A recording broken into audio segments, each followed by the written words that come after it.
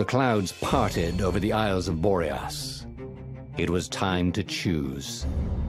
The rebellion was in trouble. Ravens were scouting for the secret rebel base.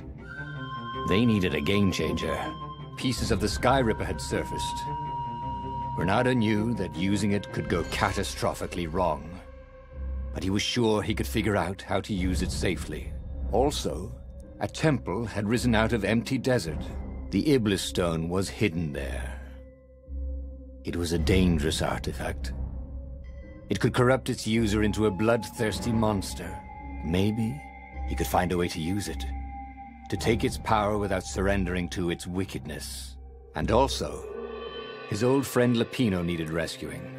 Of course, Reynardo had a pretty strong suspicion that Lapino had betrayed the rebellion, and he had a gut feeling that he needed to use that to his advantage. Reynardo finally realized that Lapino was a traitor to the cause, and maybe Reynardo could use that somehow.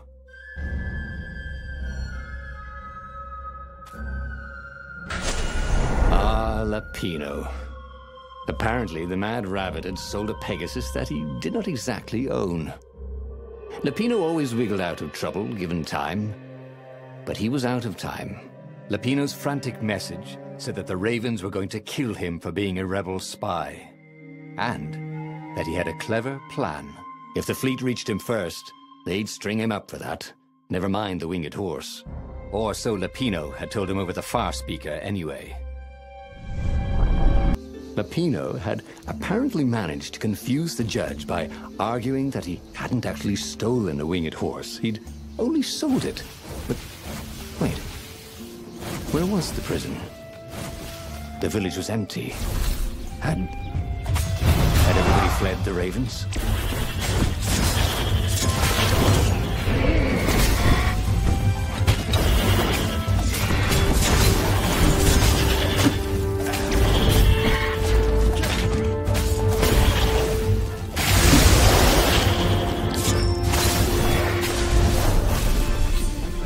The Ravens had taken the town. Reynardo had seen villages emptied like this. All the people taken away to be sacrificed in the Emperor's secret rituals. Reynardo hoped the people were just hiding.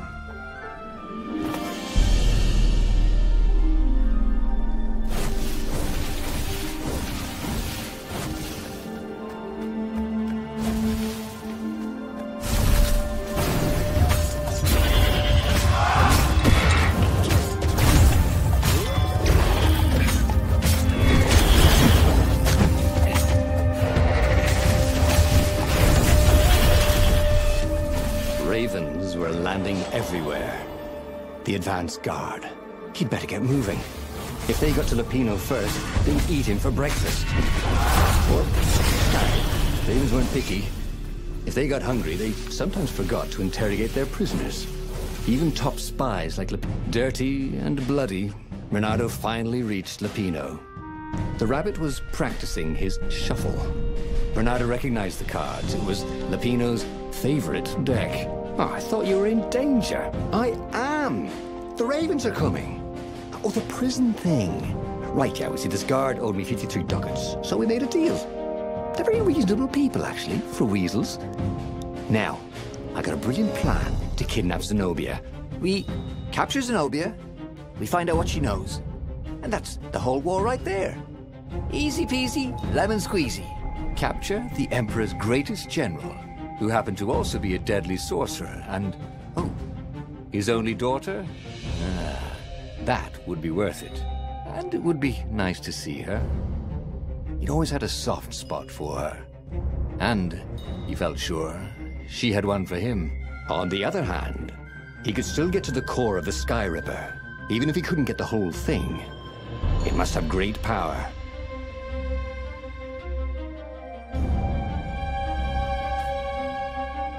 To make the Sky Ripper, the transcendent Emperor had wrapped an armature around the eye of a god. Reynardo had already let that armature slip away to save Lapino's life. But even its core, the eye torn from a god, surely they could fashion a great weapon from that. The core of the Sky Ripper? Lapino was excited. That's An actual thing that we could just go and get. You've been busy. He sure had. Reynardo told him all the things he'd been up to. Soon they got to talking about old times, about wages they'd won and lost, and scrapes they'd barely got out of. It was good to be back with his friend. True, the core was capable of terrible, uncontrollable destruction. But this time, he was sure it would work great. It's beautiful here, thought Reynardo. It was nice to be back with his old war buddy. All right, Lapino was a traitor. But still, it was good company.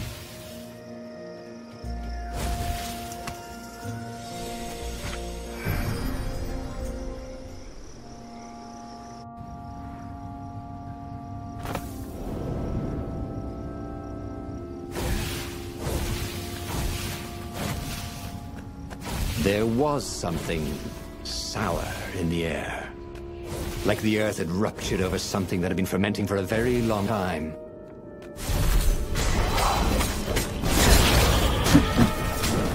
Lord, if only you had some sort of gun that made portals.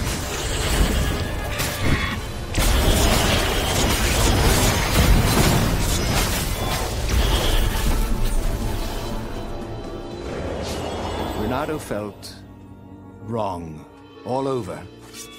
He could feel an almost palpable sickness in the air. If the land could have tumors, they would look like these monstrous crystals. The forest was quiet. There were insects, a few birds. He didn't catch the ravens. Reynardo smelled sick animals and dying. No health issues. Getting a bad feeling about this, Reynardo thought. Maybe Lapino was right. Maybe he should have kidnapped Zenobia instead of coming here.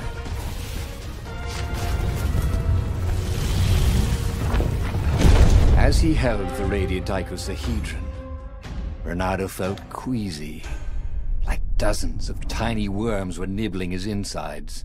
It wasn't healthy to be so close to the eye of a god. How could he use it? He could take it to the observatory. The scientists there could tell him how to harness its ancient power. But honestly, Reynardo ached to get away from it. He brought the core back with him to the Farfarer. But honestly, Reynardo ached to be rid of it. Tell you what, said Lapino. I'll take it to the observatory. You attack the Imperial outpost. The Imperial outpost was a vital communications node. Taking it could shatter the Empire's ability to coordinate. And it would be full of secret plans and maps and maybe even rebel prisoners. It was a good target for a hero like Reynardo. But what if Lapino lost the core to the Empire? That could be a good thing, couldn't it? Was Reynardo ready to take that risk? Maybe it was better if he brought the core to the scientists himself. Trust me, Reynardo, you won't regret this. I'll treat the core like it was my own baby daughter. As the Farfarer dived towards the Nexus, Lapino was jumping up and down with excitement. "Stop rabbiting around," Reynardo said. Lapino just stared at him. The moment the ship landed, Lapino leapt off the ship.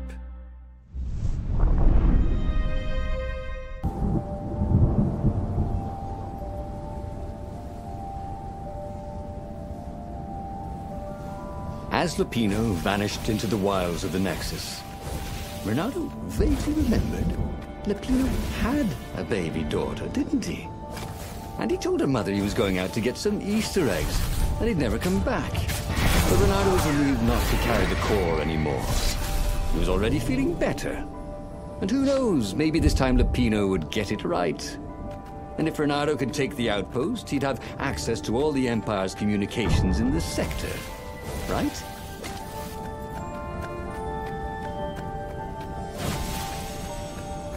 What are you guys dressed up as for Halloween? Just wondering.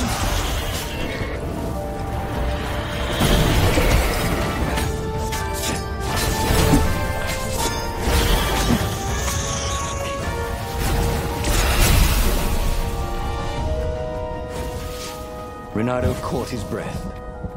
His joints still hurt, but He couldn't feel the poison in his system anymore. He'd let the armature slip out of his hands to save his friend Lupino. Of course he had to let Lupino take the core. The rebellion needed every man doing his duty. And the rabbit would be no good taking on an imperial outpost, right?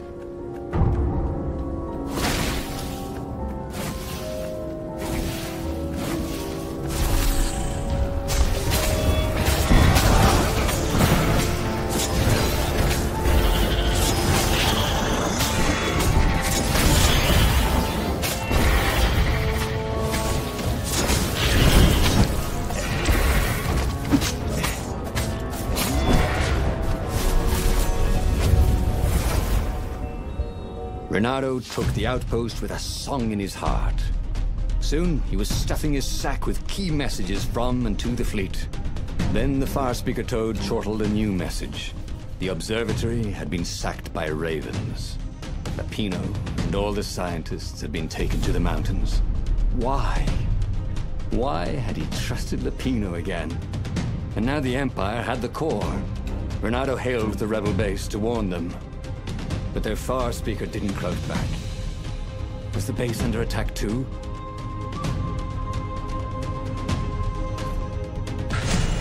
Lupino would have to wait.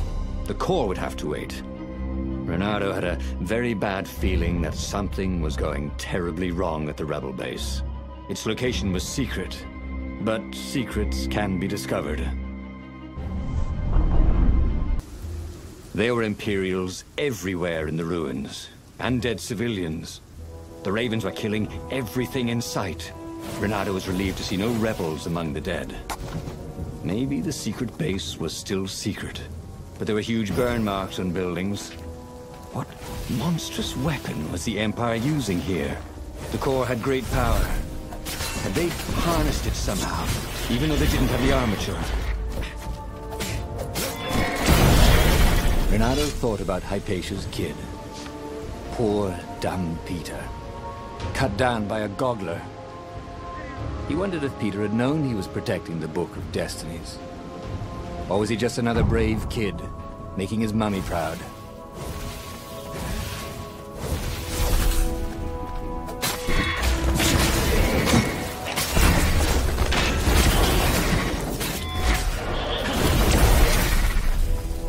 Reynardo had rescued Lupino and sacrificed the armature. He'd saved the one over the many. Then, he'd abandoned Lupino to save the rebel council, sacrificed the one to save many.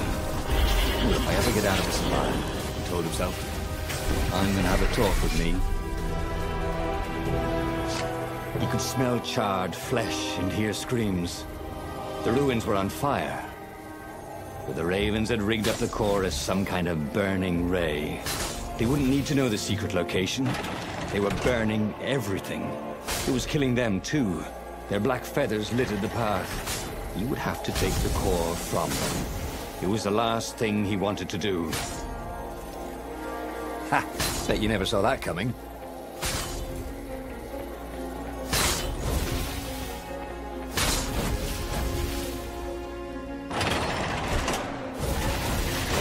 The rebel base seemed quiet. That was good. Also, it seemed to be burned. That's one.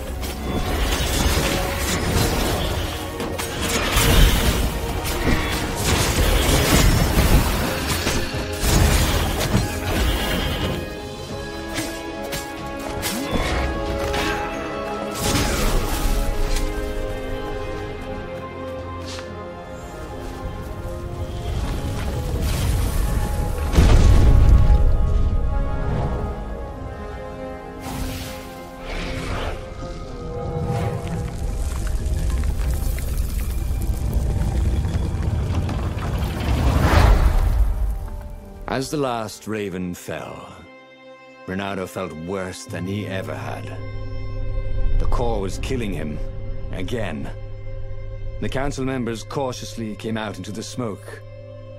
"You saved us," croaked the speaker. They would put the weaponized core deep in a cavern, she promised, where its poison could harm no one. They would heal him if they could, she said. No, It's a weapon now. We need one. I'll lead the charge. It will kill you, croaked the speaker. I guess it already has, Reynardo said. She bobbed her head gravely. When all this is over, she said, we'll name our new capital city for you. He flew towards the Imperial fleet, a myriad ships in disciplined formation, waiting for the signal to destroy the rebellion forever. Behind him, the rebels were charging. If he failed, they would die, and so the final battle began.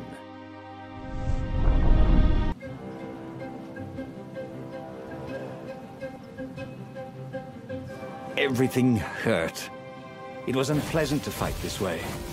With each blow he struck with his sword, he felt weaker. Yet each time the core fired, it got brighter, as if the heat from the burning ravens and buildings only fed its hunger. He wondered where Lupino was. Wasn't he supposed to be in the battle?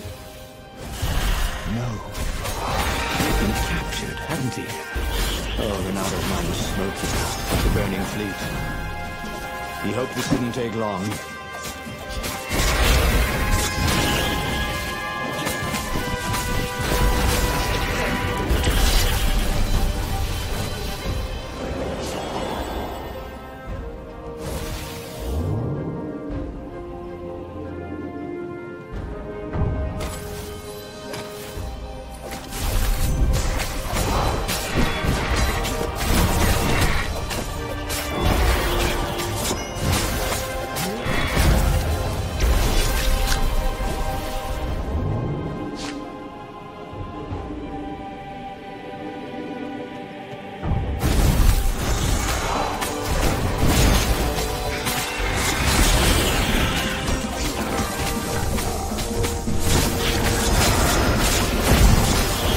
Sometimes, at home, Reynardopolis.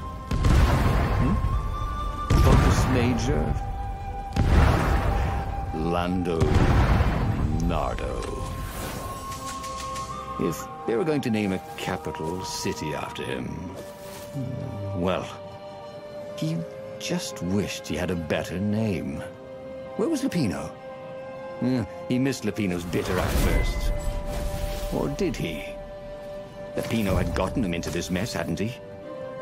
The core was a wonderful weapon. It swept fire across the fleet. Ravens exploded in its gaze, and with every heartbeat it grew lighter. He would die. But he would die every inch a hero. Spectacularly, changing history like the legendary heroes of lore. Or his cure. He couldn't remember anymore.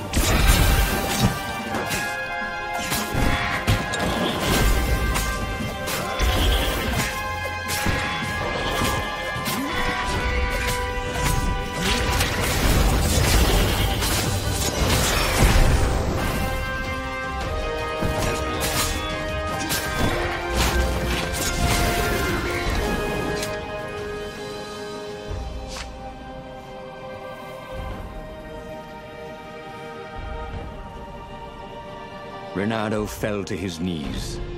The Emperor's bodyguards were lined up before his ship. Fierce ravens, all. And Zenobia. She was conjuring. He could not take another step. All he could do was fire the core. The ravens, Zenobia, the ship, all burst into flames, disintegrated, and blew away. So they had one, after all. The core grew brighter. He shielded his eyes, but he could still see it through his sleeves and through the flesh of his arm. And then he felt heat, as the fire grew to consume both fleets. And then he felt nothing.